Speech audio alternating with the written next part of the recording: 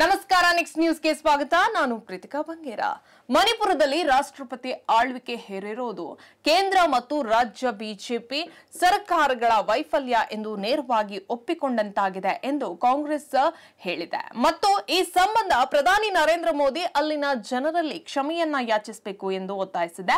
ಈ ಕುರಿತು ಎಕ್ಸ್ ನಲ್ಲಿ ಪೋಸ್ಟ್ ಮಾಡಿರುವಂತಹ ಕಾಂಗ್ರೆಸ್ ಅಧ್ಯಕ್ಷ ಮಲ್ಲಿಕಾರ್ಜುನ್ ಖರ್ಗೆ ಅವರು ಮಣಿಪುರದಲ್ಲಿ ಸಂವಿಧಾನಿಕ ಬಿಕ್ಕಟ್ಟನ್ನು ಸೃಷ್ಟಿಯಾಯಿತು, ಇದು ರಾಷ್ಟ್ರಪತಿ ಆಳ್ವಿಕೆ ಹೇರಲು ಕಾರಣವಾಯಿತು ಎಂದು ಹೇಳಿದ್ದಾರೆ. ಇನ್ನು ನರೇಂದ್ರ ಮೋದಿಜಿ ಕೇಂದ್ರದಲ್ಲಿ 11 ವರ್ಷಗಳಿಂದ ಆಡಳಿತವನ್ನ ನಡೆಸ್ತಾ ಇರೋದು ನಿಮ್ಮ ಪಕ್ಷ, 8 ವರ್ಷಗಳಿಂದ ಮಣಿಪುರವನ್ನ ಆಳ್ತಾ ಇರೋದು ನಿಮ್ಮ ಪಕ್ಷ. ರಾಜ್ಯದಲ್ಲಿ ಕಾನೂನು ಮತ್ತು ಸುವ್ಯವಸ್ಥೆಯನ್ನ ಕಾಪಾಡುವ ಜವಾಬ್ದಾರಿ ಬಿಜೆಪಿಯದ್ದು.